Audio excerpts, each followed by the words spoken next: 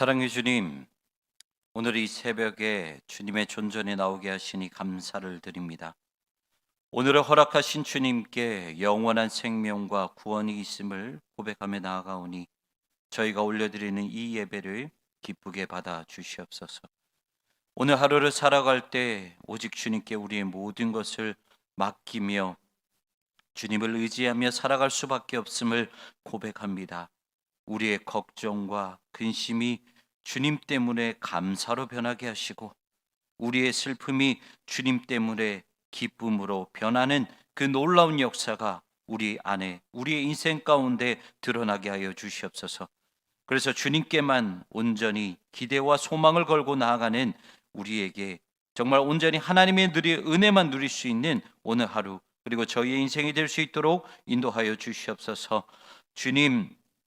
주님께 간절한 기도 제목 가지고 나아갑니다. 가정과 직장, 사업과 개인적인 모든 기도 제목을 가지고 나아가오니 은밀함 중에 갚으시는 주님, 가장 좋으신 은혜로 응답하여 주시옵소서. 연약한 인간의 마음으로 주님 아버지 앞에 나아가오니 하나님 기도 제목에 응답하여 주시고 치유하여 주시고 우리의 모든 인생을 만져 주시옵소서. 감사드리며 예수 그리스도의 이름으로 기도하옵나이다. 아멘. 함께 찬송 285장 함께 찬송하시겠습니다. 285장입니다.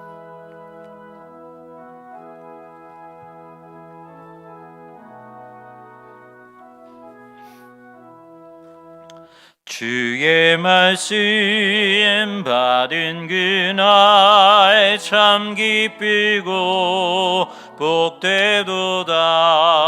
이 기쁜 마음 못 이겨서 온 세상에 전하노라. 기쁜 날 주 나의 죄 다 씻은 날 늦 깨어서 기도하고 늘 기쁘게 살아가리. 기쁜 날 주 나의 죄 다 씻은 날 이 좋은 날 내 천한 몸 새 사람이 되었으니 이 몸과 마음 다 바쳐서 영광의 주를 섬기리. 기쁜 날 주 나의 죄 다 씻은 날 늦 깨어서 기도하고 늘 기쁘게 살아가리. 기쁜 날 주 나의 죄 다 씻은 날 새 사람 된 그날부터 평안한 마음 늘 있어서 이 복된 말 전하는 일 나의 본분 삼았도다. 기쁜 날 주 나의 죄 다 씻은 날 늦 깨어서 기도하고 늘 기쁘게 살아가리. 기쁜 날 주 나의 죄 다 씻은 날.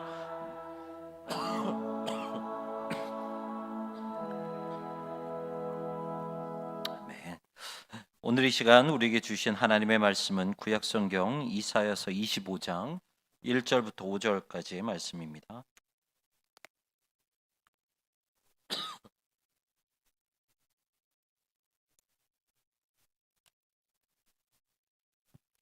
구약성경 이사야서 25장 1절부터 5절까지 함께 교도하시겠습니다. 제가 먼저 1절 말씀 읽겠습니다.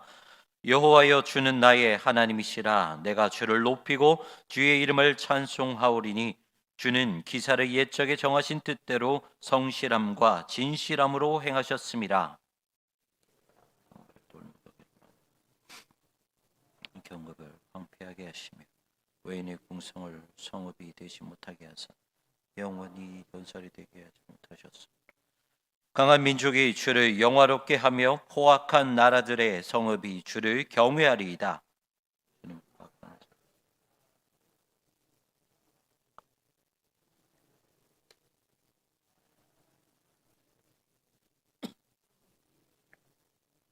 폭양을 피하는 그들에게 같이 읽겠습니다. 마른 땅에 폭양을 재암같이 주께서 이방인의 소란을 그치게 하시며 폭양을 구름으로 가림같이 포악한 자의 노래를 낮추시리이다. 아멘.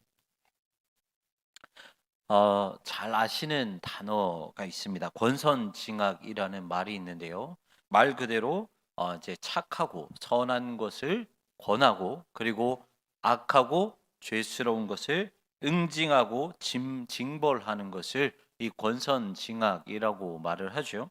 그리고 이 권선징악은 아마 이 땅에 살아가는 사람들이라면 모두가 바라는 그러한 이제 마음 그리고 모습들일 것입니다. 당연히 선한 사람은 조금 더 축복을 받고 더 잘 나가야 되고 그리고 악한 사람과 죄가 많은 사람은 더 벌을 받아야 하는 우리의 기본 상식적인 그런 인생, 기본적인 인생이 바로 권선징악이 아닐까 생각을 합니다. 우리가 흔히 보통 이런 말을 하죠. 유치원 때 배운 내용처럼만 살아간다면 아마 이 세상에 죄는 없을 것이다 라고 말을 합니다. 왜 그렇습니까? 유치원 때는요 무슨 작은 잘못 하나만 해도 뭐라고 가르치죠? 사과하라고 가르칩니다. 미안하다라고 가르쳐요. 그리고 이제 잘못한 상대방이 미안해라고 하면 그 사과를 받은 친구는 또 뭐 어떻게 하라고 가르치나요? 그래 괜찮아 그렇게 말해줘서 고마워라고 유치원에서는 이렇게 가르쳐 줍니다. 순수한 그들의 마음, 그 유치원 아이들의 마음만 있다면 우리가 살아가는 이 세상에는 그러한 죄와 악이 없다라는 것이죠. 그런데 진짜 웃긴 것이 뭐냐면요. 이제 제가 이제 아이들을 키우면서 이제 살아가잖아요. 저에게는 이제 두 명의 아이가 있습니다. 아들 하나가 있고 이제 둘째가 딸인데 이제 이게 뭐 3살 차이가 나기는 하지만 매번 만날 때마다 이렇게 싸워요. 이제 집에서 싸우면은 이제 싸우면 내 자식들, 내 자녀들이 싸우면은 부모가 당연히 뭐라고 합니까? 가서 왜 싸워? 누가 먼저 잘못했어? 타이르기도 하지만 잘못한 아들 혹은 딸을 데리고 와서 너가 먼저 사과해야지, 서로 사랑한다고 안아줘야지, 이런 것들을 다 가르칩니다. 그런데 참 웃기고 참 아이러니한 게 자녀들에게는 그렇게 가르치지만 저와 아내가 다툴 때는 어떻게 다툴까요? 전혀 그렇게 하지를 않습니다. 예. 오히려 자기 고집을 더 부리고 자기 주장을 더 내세우고 오히려 사과하기보다는 말로 상대방 아내의 마음에 상처를 주고 사과하지 않고 그냥 몇 날 며칠 뭐 몇 날 며칠까지는 아닙니다. 네, 그냥 그렇게 토라져 있고 자신의 마음이 가라앉을 때까지 이런 모습을 나이가 들면 들수록 보이게 되죠.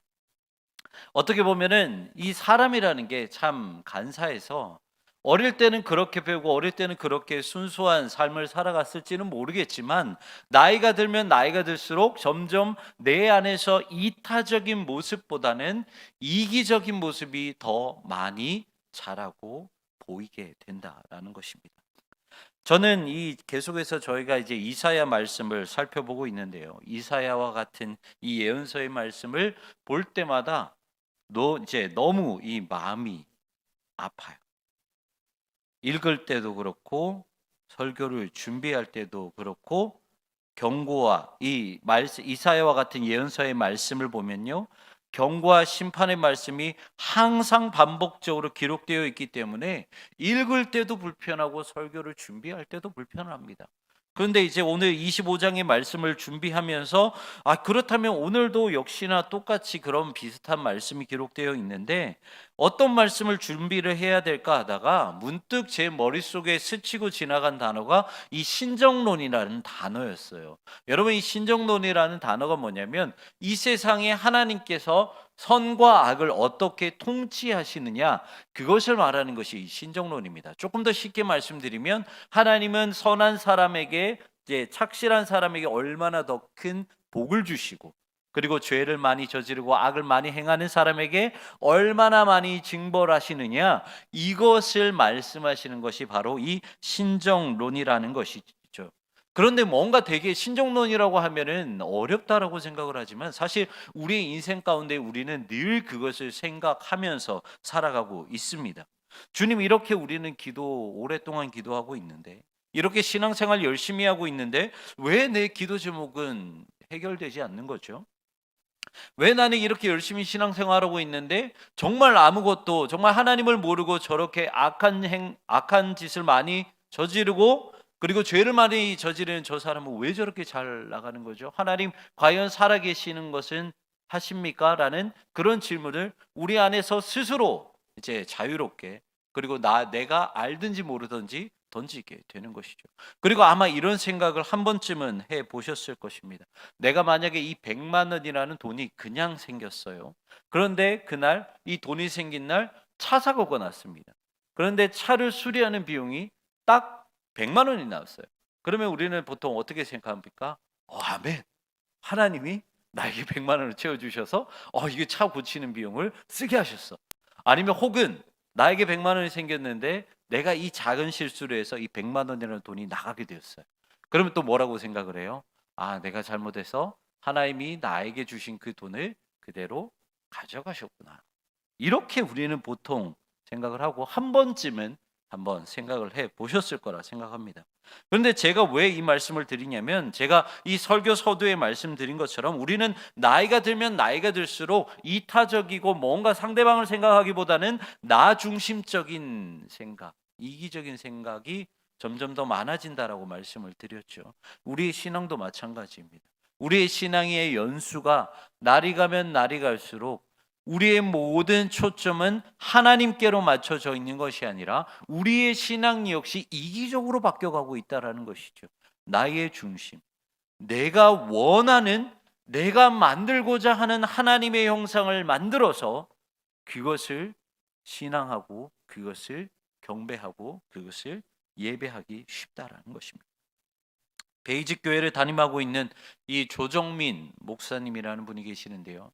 이분의 설교를 들으면서 제 마음속에 콕 와닿은 것이 있습니다. 무엇이냐면 이분이 이제 신앙생활에 대해서 설명을 하시면서 두 가지를 언급을 하셨는데, 하나는 신앙 생활에 대해서 말씀하셨고, 또 다른 하나는 신앙생활과 비교하면서 신념 생활에 대해서 말씀을 하셨습니다. 여러분들, 이 신앙이라는 것은 무엇입니까? 한자 그대로 내가 앙모할 만한 그런 초월적인 존재를 믿는 것을 신앙이라고 합니다. 그래서 우리가 신앙생활 한다라고 말하는 것은 우리가 앙모하고 우리가 찬양하기에 합당하신 초월적인 존재, 바로 하나님을 대상으로 신앙생활을 하는 것이죠. 그런데 신념생활, 이 한자 그대로 표현하면 뭡니까? 신, 믿을 신자에 염은 어떤 염자입니까? 나의 생각, 내 신념, 나의 믿음, 나의 고집, 이런 것들을 믿는 것을 신념이라고 하는 것입니다. 그래서 내가 겉으로는 신앙생활하는 것처럼 보이지만 결국 하나님을 기준으로 삼는 것이 아니라 나를 기준으로 삼는 것이 바로 신념생활이라는 것이죠. 사랑하는 성도 여러분, 오늘 본문 전체를 한번 보시고요, 이사야서를 보시고 선지서, 예언서 전체를 한번 보십시오. 어떤 내용이 나옵니까? 경고가 나옵니다. 심판이 나옵니다. 그리고 또 경고와 심판이 나옵니까? 아니죠. 오늘 본문처럼 찬양이 나오기도 합니다. 하나님의 승리하심을 찬양하는 그런 내용. 그러니까 정리해서 말씀드리면 경고, 심판, 찬양, 이런 내용들이 계속해서 반복적으로 선지서에 나오게 되죠. 그렇다면 이런 것들을 보았을 때 우리는 어떻게 생각하고 싶습니까? 아마 이 선지서를 보면서 거의 대부분 아마 이렇게 생각하시리라 생각을 합니다. 이스라엘 백성 그리고 유다 백성, 이들은 하나님이 선택하신 백성이기 때문에 선지서, 그러니까 다른 나라들이 이 유다 땅이나 그 다음에 이스라엘 땅을 공격해서 그들을 멸망시켰을 때 그 나라들은, 그 이방 나라들은 결국 하나님의 손에 멸망당하는 거예요. 할렐루야. 역시 하나님은 살아계십니다. 하나님은 승리의 하나님이십니다. 하나님은 택한 백성을 그냥 두지 않으시고 그들을 반드시 구원하시는 분이십니다. 우리는 보통 이렇게 생각을 하죠. 물론 틀린 말은 아닙니다. 맞습니다. 하나님은 승리 하나님이고요, 하나님은 이스라엘의 원수, 다시 말하면 하나님께서 택하신 그 백성들의 원수를 심판하시는 하나님이십니다. 그런데 여기서 여러분들에게 질문 한 가지를 드려보겠습니다. 그렇다면 하나님은 오직 이스라엘의 하나님이시고 이스라엘에게만 회복을 주고 이스라엘에게만 승리를 주는 그러한 하나님이실까요? 우리가 선지서를 보면서 기본적으로 그런 생각을 우리 마음 안에 새겨놓고 있는데, 그렇다면 과연 하나님은 택하신 백성들을 위한 하나님만 되실까요? 그 질문을 우리에게 던져보았을 때 우리는 감히 그렇습니다라고 대답할 수는 없을 것입니다. 왜냐하면 하나님은 천지를 창조하신 분이시고 온 열방의 하나님이시지 어느 한 사람과 어느 한 민족에 종속된 분이 아니기 때문이라는 것이죠. 다시 말해 우리는 하나님을 하나님으로 인정하는 신앙생활을 해야 하는 거지, 하나님이 어떠한 한 교회, 어떠한 한 민족, 어떠한 한 사람에게 종속된 그런 신년생활, 그런 하나님을 믿어서는 안 된다라는 것입니다. 사랑하는 성도 여러분, 우리가 주님을 믿고요, 구원을 이루어가고 있는 것은 결코 우리의 특권이라고 생각을 하셔서는 안 됩니다. 하나님이 여러분들 이스라엘 백성들을 선택하신 이유가 무엇입니까? 신명기 7장 6절과 7절의 말씀입니다. 한번 띄워주시면 한번 같이 읽도록 하겠습니다. 먼저 6절 말씀입니다. 시작. 너는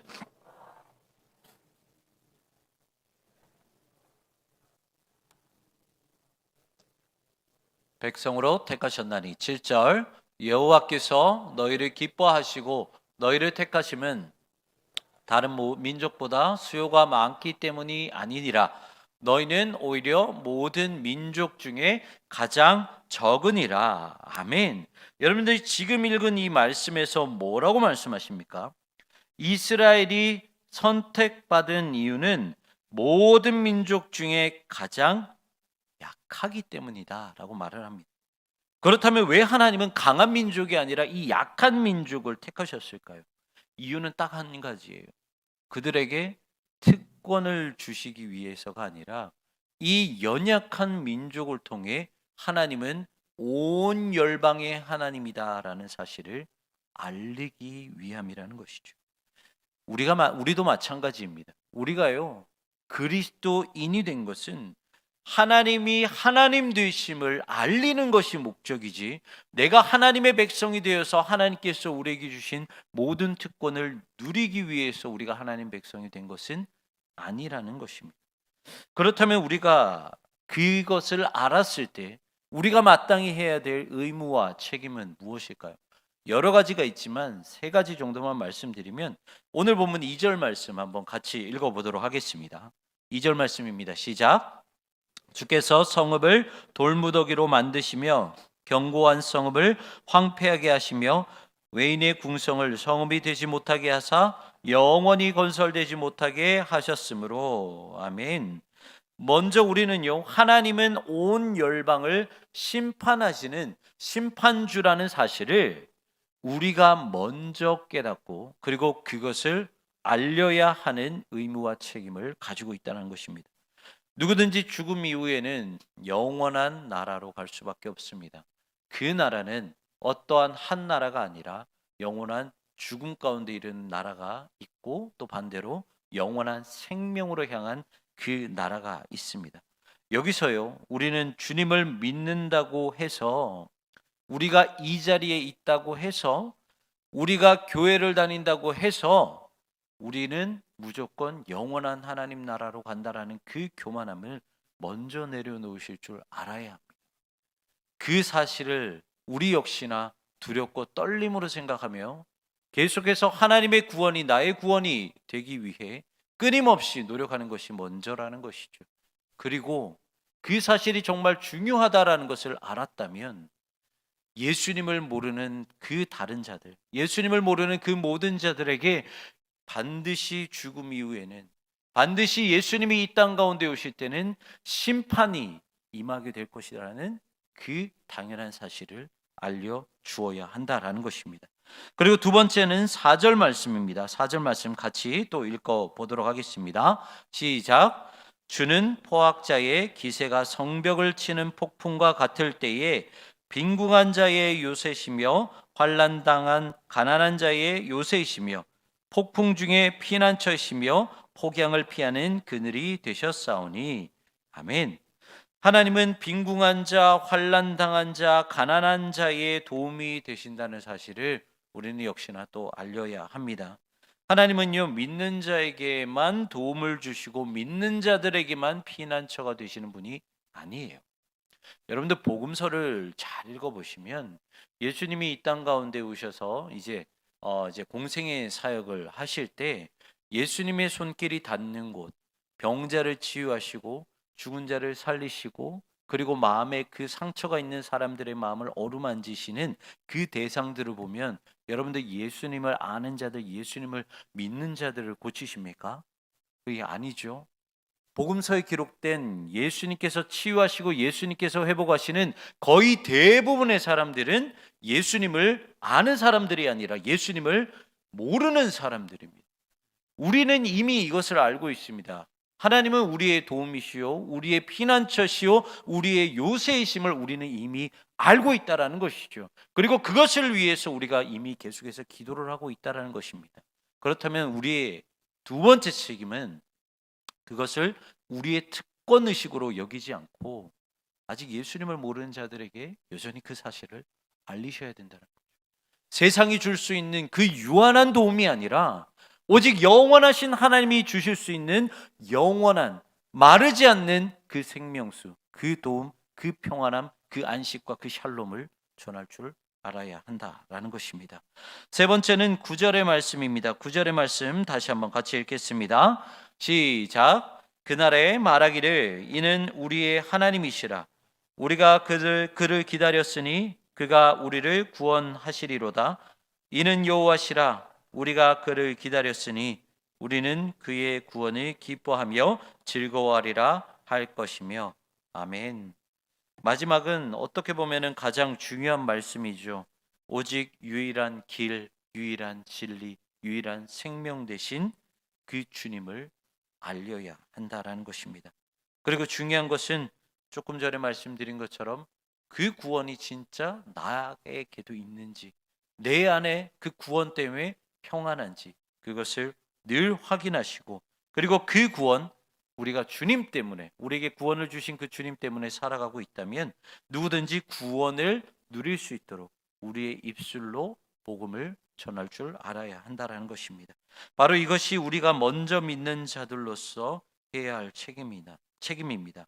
그런데 여러분들 가만히 생각해 보면 우리가 왜 굳이 이렇게 어렵게 해야 될까요?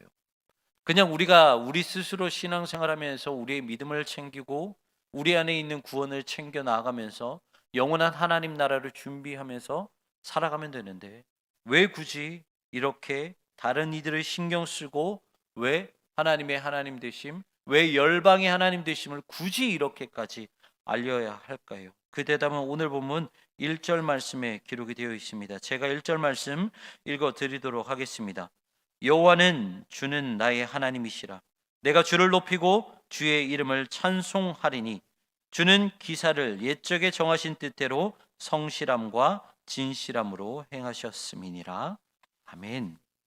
우리가 우리의 신앙만 신경 쓰지 않고 우리가 우리에게 맡겨진 사명을 다하는 이유, 다시 말해 이타적인 신앙생활을 하는 것이 아니라 이기적인 신앙생활을 하는 것이 아니라 이타적인 신앙생활을 해야 하는 이유는요, 하나님이 창조하신 질서 그대로, 그리고 하나님께서 원래 만들어 놓으신 그 사람들의 모습 그대로 누구든지 하나님의 품 안에서 구원을 누릴 수 있는, 그 하나님의 은혜를 누릴 수 있는 그 원래의 모습 그대로를 회복시키기 위해, 그것이 우리의 사명이기 때문에 우리가 하나님을 찬양하고 경배하는 것입니다.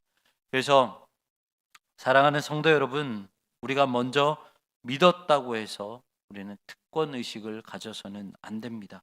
그래서 나에게 유익하고 나에게 필요한 하나님을 만들어서 신념 생활에서도 안 되는 것입니다.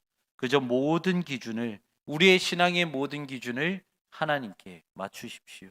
그래서 이기적인 신앙생활, 내가 만든 하나님께 경배하는 그런 신앙생활이 아니라 내가 지금 받고 있는, 내가 지금 누리고 있는 그 은혜를, 지금 예수님이 모르고 멸망하고 그리고 영원한 죽음 가운데 달려나가고 있는 그 사람들에게 영원한 생명, 영원한 샬롬, 영원한 평안을 알리셔서 결국 오늘 보면 1절의 말씀처럼 모든 족속과 모든 민족이 하나님을 찬양하며 나아가시는데 여러분들이 귀한 도구가 되시기를 주님의 이름으로 축원합니다.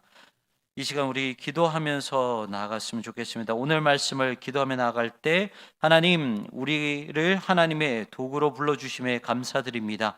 그 도구, 주님 아직 그 청지기의 사명을 잊지 않도록 주님께서 은혜를 주셔서 정말 우리가 알고 있는, 미리 알고 있는 정말 그리스도의 그 은혜, 그 구원, 그 심판, 그 하나님은 영원한 도움이시오, 영원한 요새라는 사실을 우리만 알고 그냥 신앙생활하는 것이 아니라 아직 예수님을 모르는 많은 이들에게 그 놀라운 사실을 전하는 구원의 도구로 우리가 쓰임받을 수 있도록 기도해 주시고요.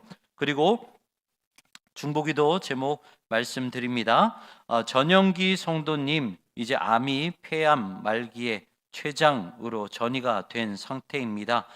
그의 그 영혼을 위해서 기도해 주시고요. 그리고 고통이 크지 않도록 하나님 아버지의 그 치유하시는 손길이 저 깊은 곳까지 전해질 수 있도록 기도해 주시고, 그리고 누가 103구역 이말순 권사님, 하나님 아버지의 아들 신행윤 12시에서 1시 사이에 갑상선암 수술을 한다고 합니다.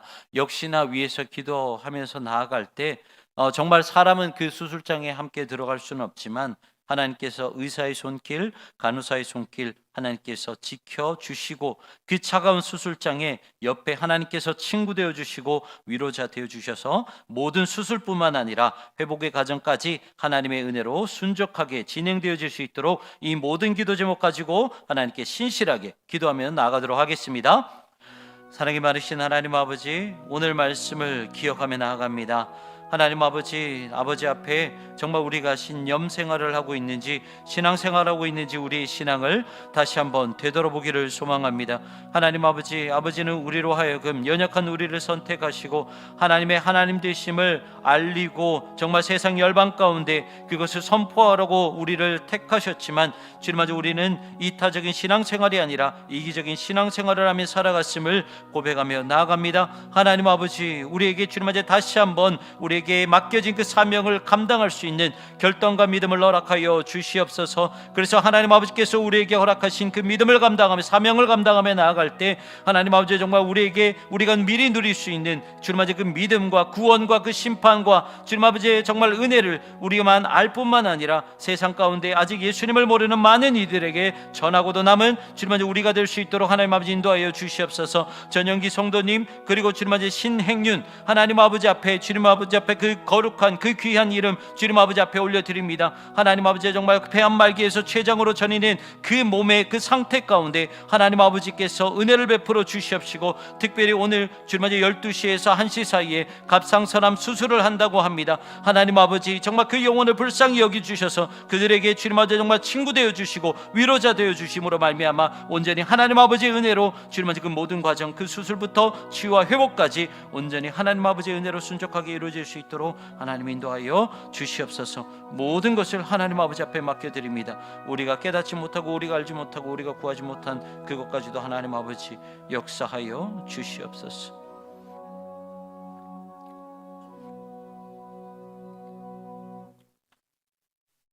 사랑이 많으신 하나님 아버지, 주님께 간절한 기도를 올려드립니다. 주님은 우리를 부르시는 것이 특권을 누리면서 신념 생활을 하기 위해 이 땅 가운데 우리를 부른 것이 아님을 우리가 다시 한번 깨닫습니다. 하나님은 연약한 우리를 선택하신 그 이유, 세상 온 열방 가운데 온 민족 가운데 하나님의 하나님 되심을 알리기 위해서 우리를 택하셨음을 다시 한번 고백합니다. 그러하기에 하나님, 우리가 이기적인 신앙생활로 하나님 아버지 앞에 나아가는 것이 아니라 우리가 미리 알고 있는 하나님의 은혜, 하나님의 도우심, 정말 주님을 믿었을 때만이 우리가 누릴 수 있는 그 영원한 구원을 전하는 구원의 도구로 우리가 쓰임받을 수 있도록 하나님 인도하여 주시옵소서. 전영기 성도님, 신행윤 성도님, 하나님 폐암 그리고 췌장암 그리고 갑상선암으로 하나님 괴로움 가운데 있습니다. 고통 가운데 있습니다. 하나님 무엇보다 간절히 구하는 것은 그들의 영혼 가운데 하나님 찾아가 주시옵소서. 세상 주님마저 그 어떤 위로가 그들에게 위로가 될 수 있겠습니까?